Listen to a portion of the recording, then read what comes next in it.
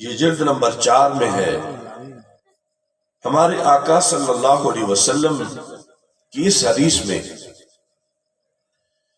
ایک ایسے شخص کا ذکر کیا گیا ہے جو یہودی یا نصرانی یعنی کرسچن نہیں، ہندو سکھ نہیں، مومن ہے، ہمارے والا کلمہ پڑھنے والا، اور پھر اس کی بندگی کی صورتحال ایسی ہے کہ ہم ممکن کہ قریب نہیں کہ ہم اتنی کر سکیں جتنی وہ کرتا رہا۔ اتنا زیادہ پرہیزگار تھا، لیکن ذکر ہے کہ جب وہ فوت ہوا تو سیدھا جہنم میں جا گرا، کہ اس کے عقیدے میں ایک غلطی رہ گئی تھی، ایک عقیدے میں، باقی سارے صحیح تھے۔ تو ہمارے آقا صلی اللہ علیہ وسلم فرماتے ہیں فَلَوْ أَنَّ رَجُلًا صَفَنَا بَيْنَ الرُّكْنِ وَالْمَقَامِ۔ یہ ایک لفظ پہ آپ نے غور کرنا ہے، سرکار نے مثال دے کر فرمایا، اور اگر ایک بندہ ایسا ہو کہ جو رکن اور مقام کے درمیان ڈیرا لگا لے، رکن سے مراد ہے حجر اسود اور مقام سے مراد ہے مقام ابراہیم، یہ دونوں چیزیں وہاں پر خانہ کعبہ میں ہے، حجر اسود دیوار میں ہے اور مقام ابراہیم سامنے ہے، ان کے درمیان اس بندے کا مصلی تھا۔ اگر ایسا ہو کہ اسے وہاں سے کوئی اٹھا نہ سکے، نہ اس کا ویزا پورا ہو، نہ اس کی اجازت کینسل ہو، اس کو یہ سہولت حاصل ہے، دن رات وہ وہاں بندگی کرے، اسے کوئی چھیڑ نہیں سکتا کہ تو اب جگہ خالی کر یا جا کر۔ وہ عجم میں نہیں، وہ عرب میں ہے، اور عرب میں بھی حرم میں ہے، اور حرم میں بھی مسجد حرام میں ہے، اور مسجد حرام میں بھی کعبے کے سامنے ہے، جہاں صرف دیکھتے رہنے سے ہی کعبے کو گناہ جڑ جاتے ہیں۔ اتنا گولڈن سنہری دور اس شخص کے لیے، پھر یہ اسے ٹائم ملا ہوا ہے، اور یہ نہیں کہ ٹائم ملا ہے اور وہ مصلی بچھا کے سو گیا ہے یا غافل بیٹھا رہتا ہے۔ سرکار دو عالم صلی اللہ علیہ وسلم فرماتے ہیں فَصَلَّى وَصَامَ، اس نے اس جگہ رہ کر نہ رشتہ داروں کے پاس جاتا ہے، نہ کھیلتا ہے، نہ سیر پہ جاتا ہے، وہاں ہی رہتا ہے ہر وقت نور کی بارش میں۔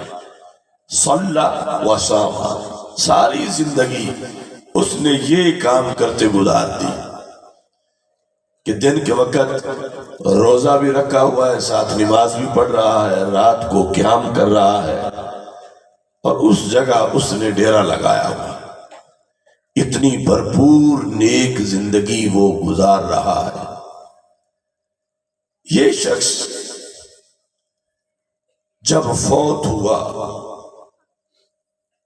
اب آخری حصہ پڑھ رہا ہوں، درمیان والا بعد میں پڑھوں گا، آخری حصہ یہ ہے، پہلے ثم لقی اللہ، پھر اس کی اللہ سے ملاقات ہو گئی، مطلب یہ ہے فوت ہوا۔ دخل النار، سیدھا جہنم میں جا گرا۔ اتنا ریکارڈ پارسا جنت نہ لے پایا کہ اس کی عقیدے کی ایک غلطی تھی، اسے نہ کعبے نے بچایا، اسے نہ کلمے نے بچایا، اسے نہ نماز نے بچایا، اسے نہ روزے نے بچایا۔ اس نے جو چلہ کیا ساری عمر کا 80-90 سال وہاں بیٹھا رہا، کسی شے نے بھی اس کا ہاتھ نہیں پکڑا، سیدھا جہنم میں گیا جب مرا تو۔ کیوں؟ اس کا سبب کیا بنا؟ ہمارے آقا صلی اللہ علیہ وسلم فرماتے ہیں ثم لقی اللہ، پھر اس کی موت آئی، اس وقت اس کا عقیدہ کیا تھا؟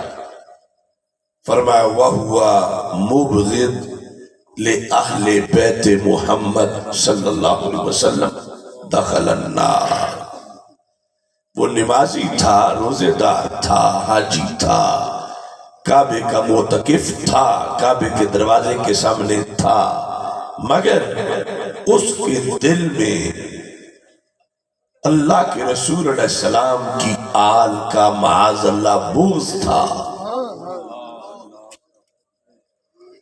باقی سارے عقیدے ٹھیک تھے، عقائد میں سے یہ ایک جگہ آ کر سکم تھا، اور ایک جگہ کے سکم سے صرف گھنٹہ ضائع نہیں ہوا، صرف مہینہ ضائع نہیں ہوا، صرف سال ضائع نہیں ہوا، پوری زندگی ضائع ہو گئی۔ کیا غلطی تھی اس کی کہ اس کے دل میں وَهُوَ مُبْغِضْ لِأَهْلِ بَيْتِ محمد صلی اللہ علیہ وسلم، اللہ کے رسول علیہ السلام کی جو آل ہے، اہل بیت اطہار رضی اللہ تعالی عنہم، معاذ اللہ ان کا بغض اس کے دل میں تھا۔ تو پھر کلمے نے بھی ہاتھ نہیں پکڑا، کیونکہ ایسا کلمہ قبول نہیں ہوتا۔ کعبے نے بھی نہیں پکڑا، چونکہ ایسوں کا کعبہ ہاتھ نہیں پکڑتا۔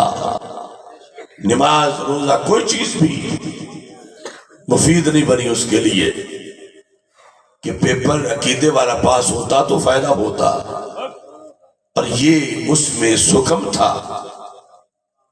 اب آپ سوچ لیں کہ کتنے عقائد میں پاس تھا، پھر بھی یہاں جب فوت ہوا تو فیل ہوا تو فیل، تو پھر آج لے ان کی پناہ، آج مدد مانگ ان سے، کل نہ مانیں گے قیامت کو اگر مان گے۔